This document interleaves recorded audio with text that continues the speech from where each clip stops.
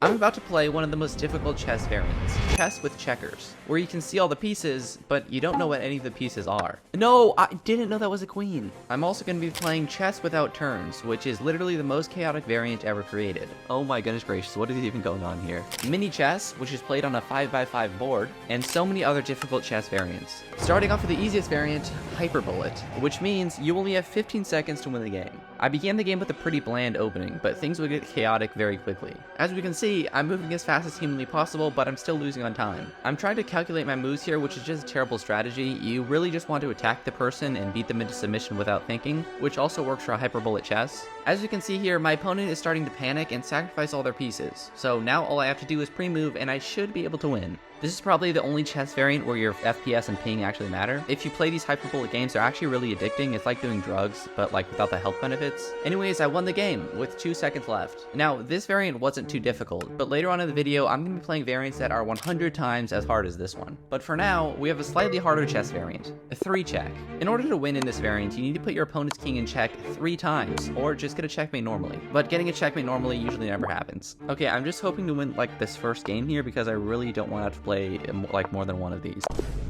Wow, I love this game so much. It is so fun and makes me so happy, and it's so fun. I got completely violated in the first game, but I had a plan to help me win this next one. Alright, I need to attack more and like keep my king defended better than the last game. The strategy I was going to be using was called sending a horse into the enemy territory.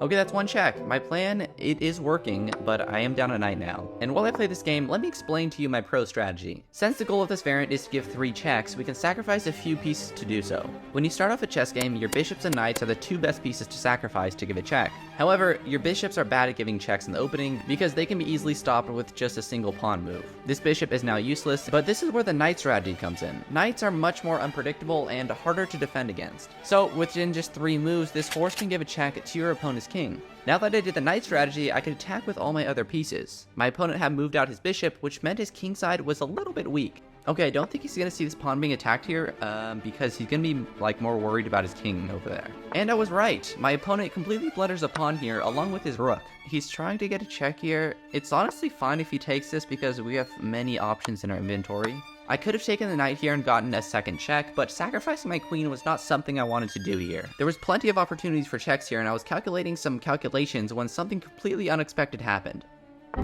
Wow, what an inspirational move by my opponent here. For some reason, my opponent decides that life is not worth living and gives me the victory royale. Luckily, this variant only took me 2 games to get a win, but the next one would be much more difficult. Drawback chess. In this variant, every game, you and your opponent get a drawback, like you can't move your king, or you can only move to half the squares on the board. Or, over 90% of you guys are not subscribed, so if you want to be here before we reach 30k subscribers, now's your chance. But anyways, your opponent doesn't know what drawback you have, and you don't know what drawback your opponent has. There's basically an unlimited supply of possible drawbacks, so you can't even guess which one your opponent might have. Okay, first game, I cannot move my king. I think, like in the grand scheme of things, this is one of the easier challenges, so this probably won't be too hard. I'm an idiot and also completely wrong. I was forced to sacrifice my queen because I couldn't move my king, then I became depressed and I blundered my knight. At the end of each game, you can see what drawback your opponent has and what level of difficulty it was. My opponent couldn't even use his queen. Wow, how did I actually lose to this guy? The next game, I got possibly one of the hardest challenges on this website. I couldn't move my pieces to half of the squares, and they were randomly chosen every move. My opponent took my bishop. Can I take back? No. Oh, he took my other bishop. Good thing I could take it back. Just joking, I'm gonna kill myself. This was the most infuriating experience of my entire life. I think you guys should play this just to see how hard it is.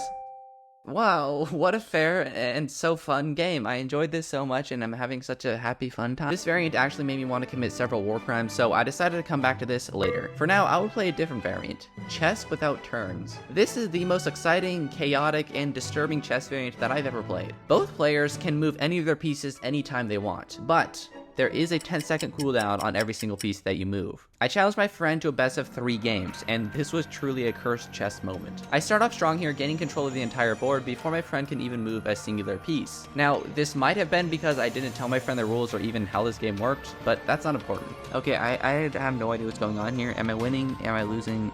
Like, is the world actually flat? Also, in order to actually win the game, you need to capture your opponent's king. Neither me or my friend knew this, so these games were a little bit strange. I had never played this variant before, but my strategy was just to move every single piece as much as possible, because my Neanderthal brain was like, moving pieces equal more attack. You know what, I may have like no idea what's going on here, but this is actually kind of fun. The position here was actually something you would see in a normal chess game, besides the fact that my opponent's king was hanging for like 5 moves. But I did end up finally taking my opponent's king and winning the game, getting the first win. Easy victory royale, another day, another dollar bill, another USD peso in my bank account. The next game, I was just speedrunning the opening. I think my friend was still getting used to how this worked because he was still moving kind of slowly. I honestly don't even know how to commentate over this game because there's just too much going on. My opponent did end up blundering his queen though, and I did win the game, getting the second win and winning our best of 3 match. Was this match completely unfair? Yes. Did I exploit my friend just so I could beat him for this video? Yeah, absolutely not. I would never do such a thing. Now, while all the previous variants were on a normal sized chessboard, this next one would not be. This was miniature chess, or 5x5 chess. I had actually played this variant for an entire week in a different video, so I was pretty much a pro at this. Oh my gosh, you little southern Mexico. Alright, first game here, guys. I definitely didn't lose a game before this and then punch a hole in the wall. Okay, wait, if he takes back here, I think checkmate's unstoppable, right? I'm pretty sure if I just go like queen h9 or whatever, I just win the game. Yeah, here, he block, I take, easy victory. What an easy victory for my first game, and definitely not my second one. Although this variant wasn't too difficult, the next one was something that I had dreaded playing. Anti-chess, or giveaway chess. The goal of this variant is to lose all your pieces, and the first player to do so wins. If you can capture one of your opponent's pieces, you must, and that's about it. The reason why this variant is so difficult is because there is zero real chess strategy in these games. Okay, I don't even know like what a good opening here is. I guess this is a move. Yeah, see, now I have to take this piece here. Okay, I have to take his queen also. See, in normal games, this would actually be amazing for me, but now I'm just losing. I was being forced to take every single one of my opponent's pieces, so that after just 10 moves, almost all of his pieces were gone. Okay, it appears I am actually terrible at this game. I resigned from the game out of sheer humiliation, and I needed to come up with a plan, or else I would just continue to be violated. Here's the plan. I'm just gonna copy what the guy did from the last game, and kind of hope it works. My strategy was actually working, and I was winning, until my opponent actually started trying to win. No, I don't want your pieces, please. Just stop this behavior. This behavior continued until my opponent had 1 piece left, and there was really nothing I could do about it. I hate this game. Why does it exist? Who even invented this? In the next game, however, I was doing much better, and was so confident that I said this. Okay, if I somehow, like, don't win this, I will sell both of my kidneys on the black market and then gamble all the money on 1 roulette spin. Luckily for me, the game was going really well, so I wouldn't need to do this. I made my opponent get a pawn to the end, and he promoted to a king for some reason. And after realizing there was no hope for his life, my opponent resigned, and I took the victory royale. Now, in this entire video, I've been playing these games by myself, but in the next variant, I would get a teammate, because I was playing Bug House. In this variant, you get a partner, and whatever pieces he takes from his opponent, on your turn, you can place this taken piece anywhere on your board, and whatever piece you take from your opponent goes to your partner in the same way. It's pretty fun when you have a good teammate, but when you have a bad one, oh my goodness gracious, I think my partner's autistic. In the first game, I got matched up with Apolandi19, who was almost 400 points higher rated than their opponent, so I had pretty high hopes. In the opening, my position was looking pretty healthy, but my partner was getting kind of violated over on his board. Okay, I think, like, as long as I can checkmate my opponent before my partner loses, we will be fine. I was a little bit nervous now, but my opponent ended up blundering their rook, and by some miracle, my partner won a queen. Okay, my opponent is pretty much done for, so my partner just needs to live, and this should be an easy victory royale. My partner is doing fine now, so after chasing this king around the board for a while, I was finally able to get a checkmate. Even though I had won this variant, I still had to win in drawback chess. Okay, my non-pawn pieces can only capture if they're adjacent to one of my pawns. This meant that if I wanted to take any pieces, my piece doing the taking would have to be next to one of my pawns. I didn't really know if this was difficult or not, but for now the opening was going pretty well. I mean, my pieces are usually next to my pawns anyway, so this might be a little bit easier than I thought. I was thinking this was pretty easy, until I had the opportunity to take either one of my opponent's rooks, which I couldn't do because my bishops were not next to one of my pawns. But this didn't matter too much because just a few moves later, I put my opponent in check, and he ended up doing something very strange. Wait, what? He's in check.